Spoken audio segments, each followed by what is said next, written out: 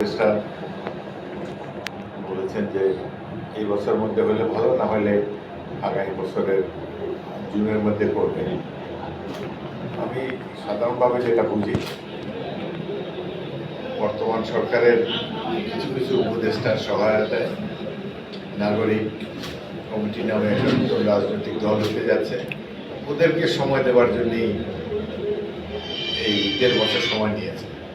যেসব সংস্কারের কথা বলে, সংস্কার করার একমাত্র অধিকার যারা নির্বাচিত জনপ্রতিনিধি, এরা নানা রকমের আতের গায়ে মানে না। আপনি বলুন, তারা আত্মপ্রকাশ করেছে সমাজে, তাদের সংস্কার করার কোনো ম্যান্ডেট নেই। সংস্কার করবে জাতীয় সংসদ।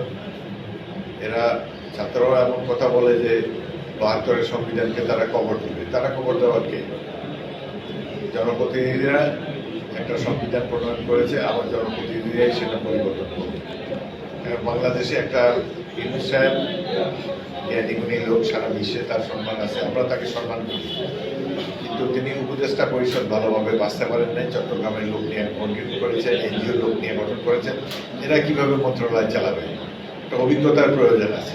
রাজনৈতিক দলের ভালো হোক খারাপ হোক, তাদের অভিজ্ঞতা আছে, তাদের জনসম্পৃক্ততা আছে। তারা নিজেরাই কিভাবে রাষ্ট্র পরিচালনা করতে পারে সে বাবার মূল্যবান মতামত দিতে পারে।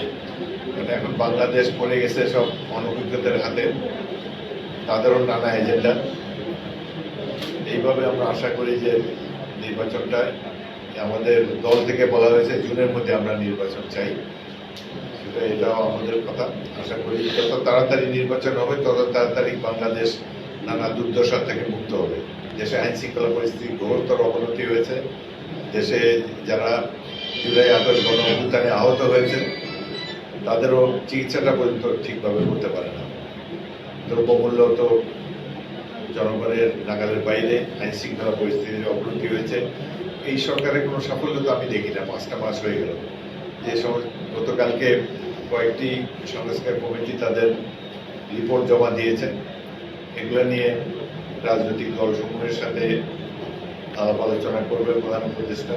আমরা সেই অপেক্ষায় আছি। আরেকটি বিষয় হলো যে সংস্কার করা এই সরকারের কাজ নয়, সরকারের দায়িত্ব নয়।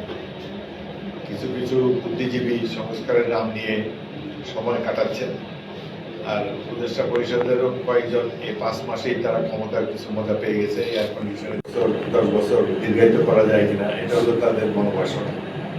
কিন্তু এদিকে যে বাংলাদেশের সর্বনাশ হয়ে যাচ্ছে, বিশেষ করে ভারতে বসে প্রকৃত প্রধানমন্ত্রী শেখ হাসিনা এদেশকে ভারতের সাহায্য নিয়ে নানাভাবে বিশৃঙ্খলা সৃষ্টি করার চেষ্টায় রয়েছে।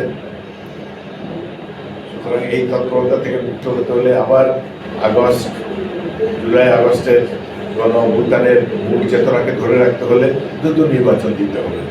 তাদের বুঝতে হবে যে সংস্কার করা গণপ্রতিনিধির কাজ।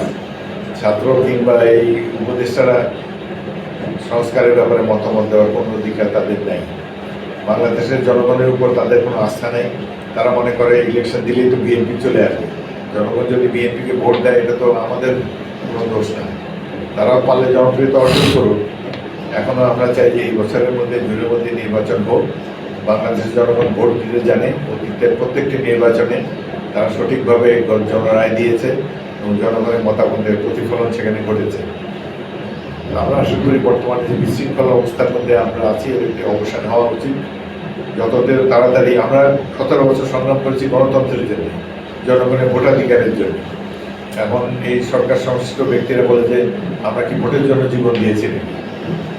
ভোট তো একটা খেলাফেলার বিষয় না। এখানে কোটি কোটি লোক যারা ভোটার হয়েছে ভোট দিতে পারে না। বছর পর বছর এইভাবে একটা অবৈধ সরকার বিনা ভোটে ক্ষমতায় থেকে গেল। এর অবসান হওয়ার জন্য একটা সুষ্ঠু নির্বাচন প্রয়োজন। আমরা অপেক্ষা করে আছি একটা সুষ্ঠু নির্বাচন, নিরপেক্ষভাবে সুষ্ঠু নির্বাচন হলে তাহলে জনগণ ঠিক সঠিক পথে থাকতে পারবে। নতুবা এই বিশৃঙ্খলা শেষ হবে না। এখন প্রত্যেকেই দাবি দেওয়া নিয়ে প্রত্যেক দিনই রাজপথে মানুষের সঠিকভাবে তারা দায়িত্ব পালন করতে পারছে না। এর সমাধান হলো দেশে গণতন্ত্র পুনঃপ্রতিষ্ঠা এবং একটি সঠিক নির্বাচন। আমরা তার জন্য অপেক্ষা করলাম। আওয়ামী লীগের যে সকল প্রতিষ্ঠান তারা রেখেছে সবই বহাল তবিয়তে আছে। প্রশাসন যন্ত্র আওয়ামী লীগের, পুলিশ বাহিনী আওয়ামী লীগের, সেনাবাহিনীর ঊর্ধ্বতন কর্মকর্তারা আওয়ামী লীগের, সবাই আওয়ামী লীগের পুরানো সেটআপই রয়ে গিয়েছে। যতদিন পর্যন্ত নির্বাচন না হবে জনগণের প্রতিনিধিরা যতদিন দাম কমবে না, বাংলাদেশের মুদ্রাস্ফীতিও কমাতে পারবে না। অর্থনৈতিকভাবে করোনাজীব অবস্থায় আছে এই দেশ। Thank you.